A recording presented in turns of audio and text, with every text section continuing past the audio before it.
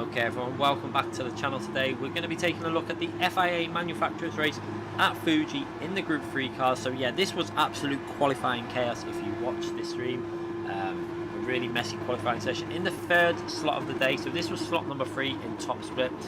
I didn't particularly do a good qualifying, but it's still good enough to start P4, partly because fire from P1 actually got disconnected during the end of the qualifying session, so we actually got bumped up a place. I'm not sure if we're still starting where P5 would be. I don't know how they do it. I presume that we are, and that fire's car is just missing from the grid. I'm not 100% sure how it works, but yeah, start a little bit further back maybe, but hoping we can do a little bit of progress in this race, because I knew my race pace was actually very strong at this combination, and I have changed my Gran Turismo Fanatec force feedback settings. So we're going to do a video going through all the different games that I play and going through my settings on all of them, hopefully within the next week or so. But going into this race, you can see getting a massive draft down the straight. You can see the Corvette was really good because of the low range torque, and I was able to go for the move straight away into turn 1 and put ourselves up into P3 in this top split race. So up into P3, we've got two Audi R8s in front of us. Very fast cars through the middle sector, however on the main straight lacking a bit of grunt. So you'll see through here this was very hard to actually keep up with the Audi R8s and the MR cars through this section for the Corvette. Really, this was the Achilles heel, if you would say, for the Corvette. This long right hand corner, it just didn't want to turn in. But at the start the grip was okay. You can see that the Audis look like they're taking it quite easy on this opening lap, obviously with the cold tyres, but yeah, two Audis in front of us is actually quite good for myself, because I think if it would have been a faster car down the straights, then it would have been a bit harder, because the faster car would have just been given the slipstream to P2, and yeah, it would have been a lot harder to be in position to go for a move. However, quite close through this section, it's just all about keeping it quite sensible on these opening laps. Obviously not going to do anything stupid, see how the race progresses in terms of the race pace, whether they're pushing at the front or saving tyres. Now I don't know what the tyre wear was like on the Audi R8. I do know from the first two races the Corvette didn't really have any major issues. Maybe a little bit of front tyre wear for that long right hand corner that never ends, a little bit of wear for that corner which kind of halted the car's progress through there, but really strong out the final corner and able to get on the power very early, the Corvette, and the straight line speed was pretty solid, especially when there's slipstream. So this is one positive with the Corvette. You are able to get some overtakes on. You can see myself in that slipstream gaining, and you can see that delta getting shorter as the power of the Corvette really pushing us along as I'm speaking. You can see P1 going a little bit defensive.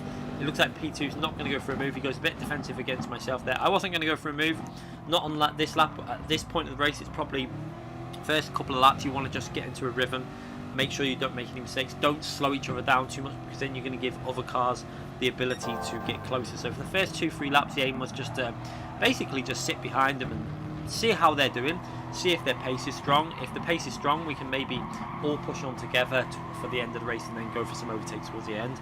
Or if they seem to be slowing down, not really pushing hard enough, I thought I'm going to have to go for a move. I wanted to weigh it up for the first 3 or 4 laps, see how things were. As we got that brake bias on 2 to the rear, I found that quite a nice balance in terms of keeping the rears in good condition for this final sector and giving a little bit of extra life to the front tyres for that middle sector where you were on that never-ending right-hand corner. But yeah, through here, this was the strength of the Corvette, this section here. I do like this section. It's really, I like driving it, and it felt really good in the Corvette. Even this corner here, I think the gearing helped on the Corvette. It seems to be very strong at slower corners, like the second and third gear corners of the Corvette, especially on stability and getting the car back on the power. That seems to be the strength. The long sweeping corners definitely seem to be the issue in terms of lap time. So yeah, if you've got a track with a lot of long sweeping corners, I think this car won't be the fastest, but the tracks with the slower corners definitely going to be competitive, especially with the long straights as well. As again, we're in that slipstream, picking it up down the straight, dragging ourselves all the way up to the car in front, and again, yeah, that slipstream is still a little bit too strong in my view. You can see P2 getting the outside line, trying to go around the outside of the other Audi R8. I decided to just sit behind and let this progress, see if there was any opportunity. See, I thought maybe be able to get up the inside there, but yeah, thought better of that. Tuck back into the slipstream and carry on now in this race, still in P3, and see if we can make any progress in any other laps. You don't know what's going to happen. P1 and 2 might start battling. That's going to give me opportunities to go for moves. But at this stage, one thing I did say, I think when we were live, was that the pace wasn't particularly very strong. I knew that your pace at the front really needs to be low 39s at least, like 39 1s or 2s. to be able to pull away from some of the other cars behind them at the moment. I'm not sure if it's because of the pressure from P2, but it seems to be lacking a bit. So at this point now, I think it was lap 4 where I decided I need to start getting a little bit closer to them and maybe think about going for a move somewhere. As again, you can see how the gap increases after we go through the middle sector where the Corvette just wasn't quite so strong, but then through this sector again, you can see I'm starting to get much closer to the Audi R8, sorry, the GT3 R8. So yeah, pretty happy with how the car's handling through here. On the panel nice and early, trying to keep that short shift from second to third gear. The car really likes that. It seems to get massive traction in third gear. You'll see out this final corner, it's very early into third gear. Also short shifting as usual.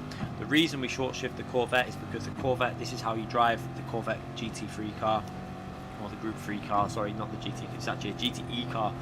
So yeah, the Group 3 car in Gran Turismo Sport is faster, being short shifted at about 50% on the red bar that fills up.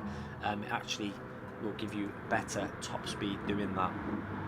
As we jump to that replay camera, as you can see, getting very close at the end of the straight, and again having a little look up on the inside there, I could see that if I could stay very close to the two Audis in front of me through the middle sector, I felt that I could be able to maybe go for a move at the end of the straight. Just look how close we are through this section, but you can see we've got a little bit of a gap to the car behind us, so there's a bit of a comfort zone there. But through here he will catch up a little bit, as like I said, the Corvette not particularly strong through. You can see the gap widen up to the leaders as well through there from myself, but quite a long train of cars behind. You can see very close action. Little bits of gaps as you further go down. There's a bit of a bigger gap at, I think it's about P8, P9 around that area. Quite a big gap. It looks like it's broke the slipstream. But at the front, there's no such gap. It's quite closely battled here. You can see P1, 2, 3, 4, 5, and 6, and then a bit of a gap to P7. As again, this is where I really thought we're going to have to get on with this. Try and stay as close as possible now through this section. I've managed to stay reasonably close on that middle sector where the Corvette wasn't quite so strong. So now it's all about staying as close to that rear bumper to the Audi R8 as possible. So trying to stay within 3-4 tenths of him going into the final corner, and then trying to get on the throttle as early as possible and using that early upshift into third gear to try and give myself the momentum down the straight. You can see coming out that corner, really hooked it up, got on the power nice and early. Can we possibly go for a move into turn 1? We definitely got the slipstream. P1's definitely probably going to have to go defensive here. Let's take a look as we dive on board with the action here now. Going into turn 1, you can see the P2 is going to go on the inside and possibly go for a move. Looks like P1 is not going to defend that. I'm going to go to the right side and try a very late brake. We managed to get the braking done. There's a gap down the inside. We just about slowly cut a tiniest bit of contact. However, the other car on our right hand side puts us in a sandwich. And unfortunately for the other Audi R8 there, he gets pushed off the track, and we're going to show you what actually happened there. So the driver that was in P1 down the straight tried to do a cutback. He got the power a bit too aggressively, so what you'll see here is I'm on the inside there. We got the inside, tiny bit of contact here with myself and P1, but no harm really done there. He's actually still probably would have had the lead, but the driver from the outside just swipes into myself, and Gran Turismo pinball physics still on the game. I thought they'd fix these pinball physics, but clearly not. Pinballs myself into the other car, and nothing we could really do there. So unfortunate for the other Audi R8, but like I say, yeah, nothing we could do really in that situation. We got pinballed into him by the physics of Gran Turismo, because the other Audi R8 tried to do a cutback, got on the power a bit too quick, lost the rear, and just hit into the side of the car. But now we've actually got a bit lucky there. We've got ourselves into P1, and now we've got to try and put some solid pace down. Now I knew the pace wasn't particularly strong on them opening laps. You can see 39.4, 39.6, 39.4. I knew that we needed to get some faster action in now to try and break the field up, to try and spread the field out a little bit, to try and secure a good result in this race. Because if we can break away and maybe get 3 cars involved for the podium, you're securing yourself a top 3. But yeah, I knew it was going to be hard for the Audi R8 behind us to be able to go for a move, because through this final sector it didn't look very safe for getting on the power when it was in the slipstream. The Corvette, on the other hand, much better at getting on the power. You can see we get really strong on the accelerator out of that corner, and able to build up a bit of a gap there as we go to the right, then back over to the left. We're allowed to do that once, obviously, and then we can do one more defensive move before the braking zone if we feel we need to. But we've got the gap at 4 tenths, so no need to really go defensive now into this corner. We're actually okay. So we're going to hit that 150 brake marker there, on the brakes aggressively, down to second gear, down to first gear, hold the apex there, back into second gear, and then that early upshift again into third gear. And yeah, got a nice solid gap here, around about half a second, but now we've got to try and stay ahead. So this is the section where obviously the Corvette is going to see the Audi get a lot closer, and you'll see it in the mirror as well.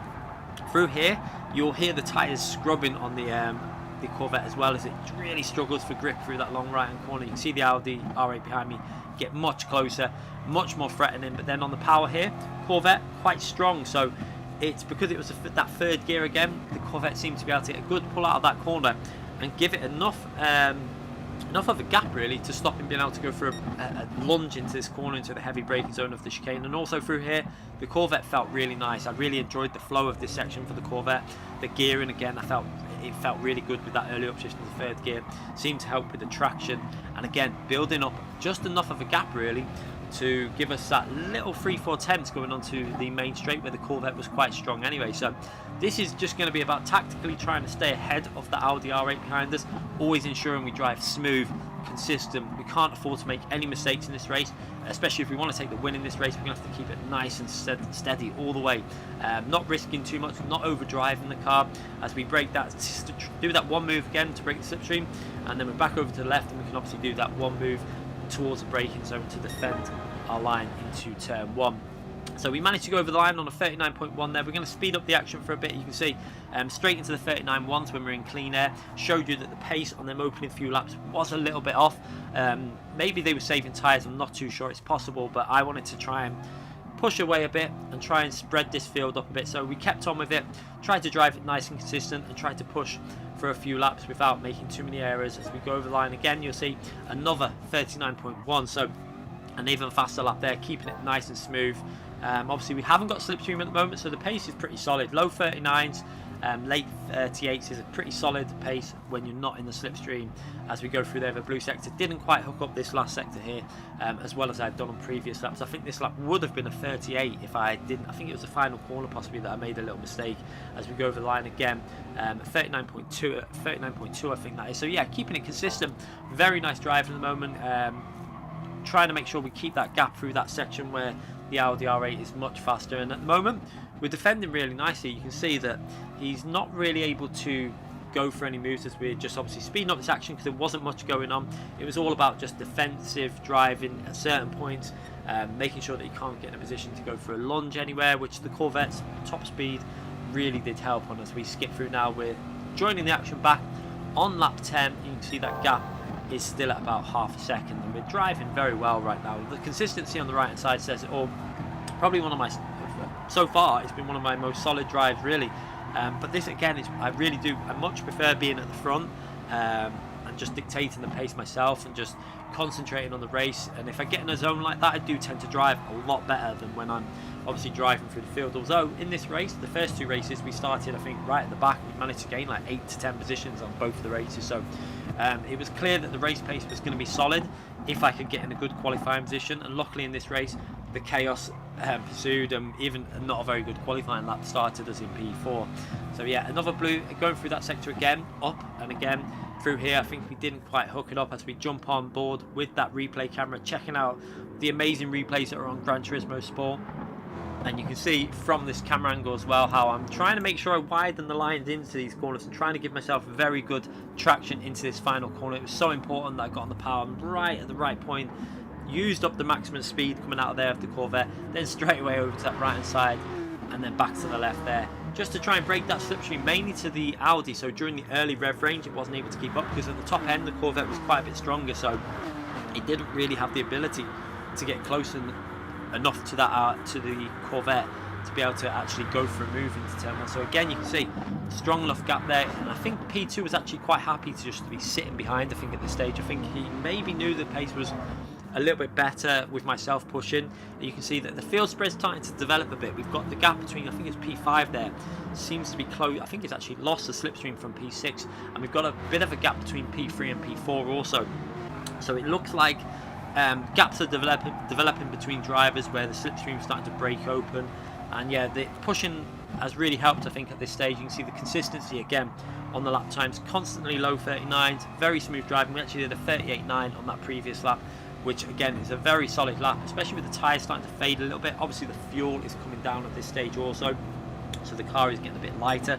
So sector 1 was always tending to be a little bit faster, because obviously your car's very light on the main straight, gives you a few extra miles per hour, maybe an extra miles per hour, whatever, by the end of the straight, helps you out a bit. But through here again, having to really keep this Corvette pushing at the same time, and because we drove it very smooth, the tyre wear actually looks pretty solid at this stage. Now obviously I think the Audi R18 would be a little bit strong. I said Audi R18 again. The Audi R8 will be a little bit strong on the middle sector, because it tends to use up its rear tyres more than the front, so the fronts will be very strong, whereas the Corvette does tend to use up the front tyres, so it'll be a bit stronger than the Audi R8 on the last sector. That's where the Corvette was able to build up the gap. So far everything is going to plan as we go to start lap 12 in this race, still in P1 and still keeping the gap strong enough into turn 1. You can see I'm not even having to go defensive. I've got a big enough gap that I can just brake at the sensible distance, braking early enough, because the Corvette does like to be braked a little bit earlier than some of the other cars. You do have to get your braking right with this car. Once you get your braking sorted, the rotations tends to happen with the car. It's actually quite a nice car to drive at the moment. I think the BOP changes helped it. I don't think it's by any means OP. I just think that it's quite a good car for this track, really, because it was only that corner that it tended to suffer on. I think if you went to Spa, for example, I can't see the Corvette being as strong through there, because it's a lot more flowing corners there. I think it'd probably struggle a little bit.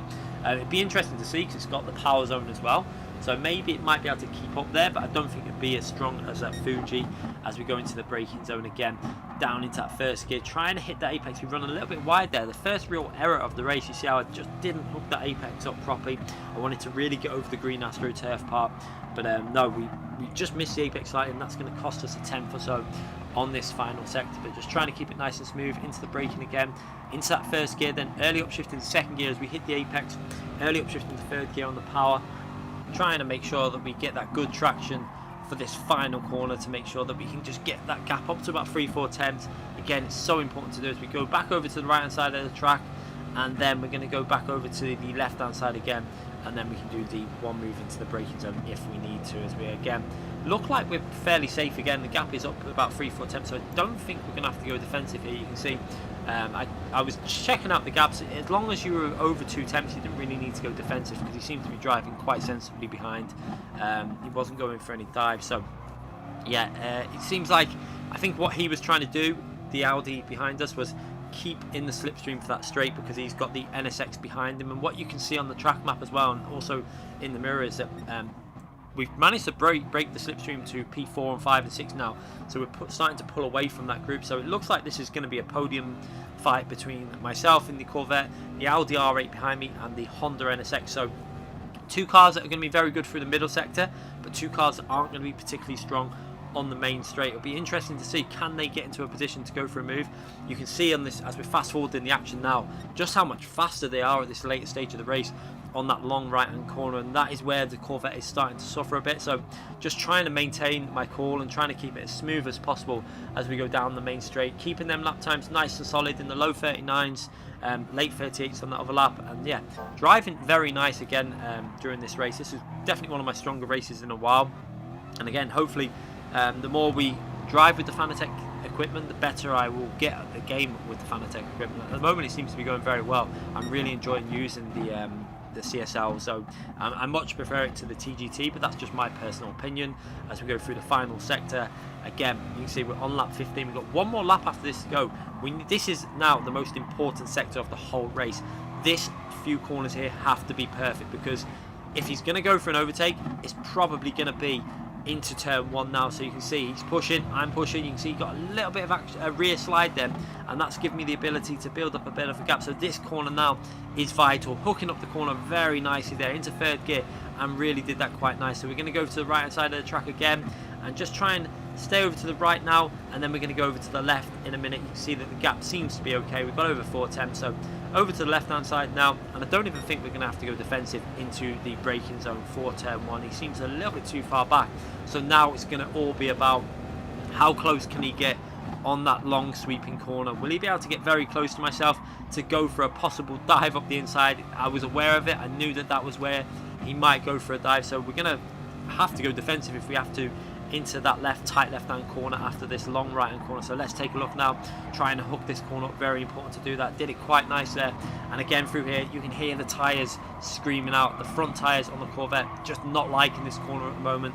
As we go into the braking zone, I'm not going to go too far over to the right, I'm going to stay in the middle of the track just to cut off that move. He actually went for a very tight line. If you look in the mirror now, you're going to see his rear end just step out a bit. I think that might have been a little bit of a mistake. I think he possibly should have gone for the wider line and tried to stay very close into the final sector. That's given me a nice little bit of cushion as we go into the braking zone, down into second gear, into first gear, try and hook up the apex. Did that very nice there. Early upshift into second gear.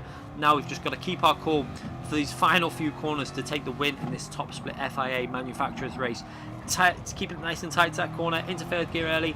Then we come into this very tricky braking zone, which again, you've got to get that braking done nice and early. Down into first gear, early upshift into second gear. Again, you can see he's very close, but he's a little bit too far back to go for a dive. He does have a little look up the inside there.